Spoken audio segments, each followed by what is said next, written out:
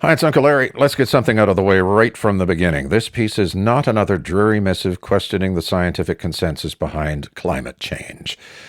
If that's what you're looking for, well, you might as well quit watching now. As far as I am concerned, the best available evidence affirms anthropogenic climate change is a real thing. And I've looked at many data sites. I want to give you a recommendation. I looked at many data sites and decided that for the layperson, the highly respected OurWorldInData.org is one of the most complete aggregate sources for all kinds of subject matter, not just for the topic of climate change either.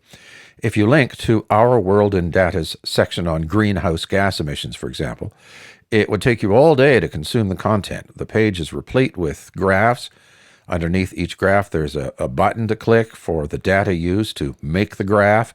Still another, which links you to a vast array of sources that went into its construction. So the whole site is just rock solid and it's volunteer driven. It's not the main point here today, though. Just look up Our World in Data. There are lazy, polarizing discussions everywhere that try to make climate change into an either-or proposition. You're either with us or against us. You believe or you deny. It's hollow, pathetic, and you're sick of it, right? There's no persuasion, only denunciation of each side. And regrettably, on the believe in climate change side, there's a segment of this kind of discourse that is coming from some members of the scientific community itself.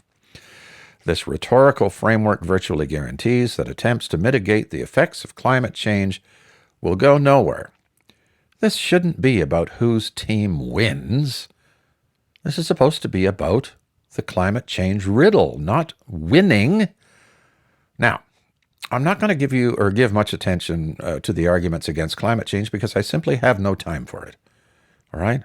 What I want to do is criticize the more extreme claims coming from the self-described climate change community, specifically activists. In particular, I want to criticize some well-intentioned scientists who step way outside of their area of explanatory competence and make all kinds of extra scientific statements regarding what you should do about climate change, framing their prescriptions in the false language of a coming apocalypse or an imminent extinction.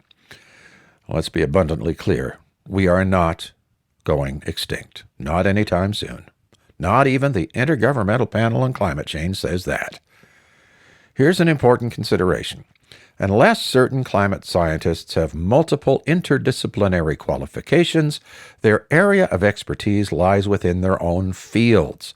Their competence inside their area of expertise does not make them experts in things like economics, regulatory processes, law, constitutional law, politics, public policy, philosophy, etc. For example, they're not qualified to tell us how the economics of a dramatic and sudden curtailment of the use of fossil fuels would work, or whether any draconian measures they recommend are justified by their predictions.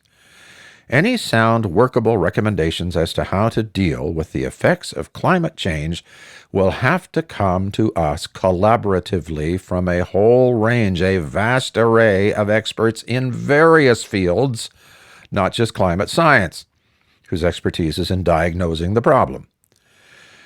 Then there's the real-world consequences. Let's just say, the globe's energy producers collectively decided to keep all the world's remaining oil in the ground. If that fanciful scenario happened, millions of people would die within a year from exposure, disease, and lack of access to the many basic components necessary to human survival. But there are extremist voices who recommend that very thing with a straight face. Extinction Rebellion comes to mind as one example. If the extreme measures demanded by that group or ones like them were ever attempted, it would make the already troubling rise of right-wing populism look like a picnic. And there'd be con men everywhere ready to play the public's discontent like a fiddle. You can bet that. Using it for their own ends, of course. Now, for the climate doomsayers and alarmists, the actual evidence is secondary. It's clear they just want to remake the world in their image, and then they want to run it. In the end, it isn't really about climate change at all, and it certainly isn't about you. Okay, do we really want all of the stupendous progress made in extreme poverty alleviation around the world in the last 3 or 4 decades to go down the toilet? Look, the hard truth is immediate access to energy, whether you like it or not, still comes primarily from fossil fuels. And when it comes to alternatives, we have a technology deficit, which is yet to catch up with a very real problem. We need to get to work on that technology deficit without the distraction of calling people names, having food fights about who's a believer or who's a denier, and blaming every freak weather storm, natural disaster, or even socio-political crisis on climate change. It just destroys the credibility of the actual science that should seek empirical evidence, not political agendas. Not to mention the fact that people just grow tired and suspicious of the motives of the doomsayers. I'm willing to make a big wager that many who have questions about climate change aren't really deniers at all. They're not wanting to turn back the clock. They just want to know that the clock is telling the right time. They just want more answers, more information. They want to be persuaded. What's wrong with that?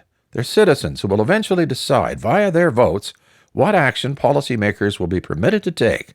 It's important stuff.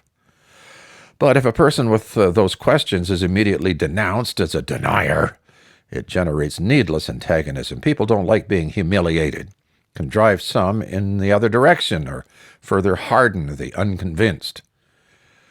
Now, I want to get into the controversial part of my remarks, if I haven't been controversial enough already.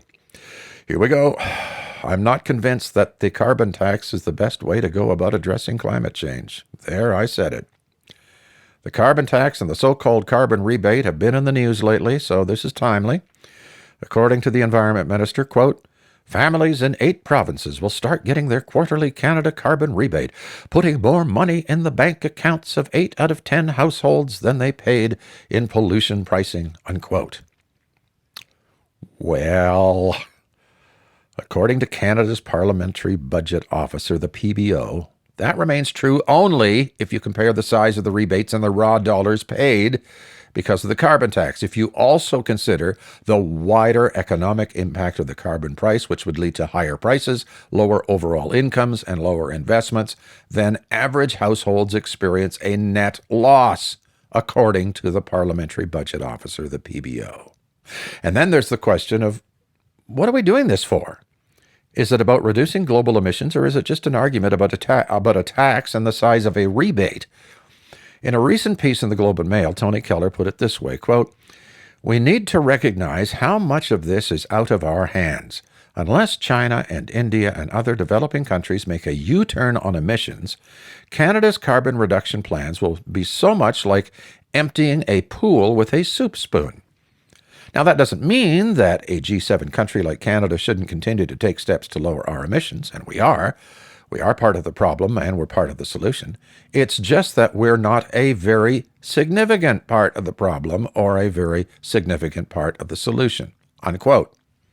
And please don't trot out the old canard about our per capita emissions being high. It's a vast, spread out, sparsely populated country. Of course our emissions are high per capita. It's irrelevant.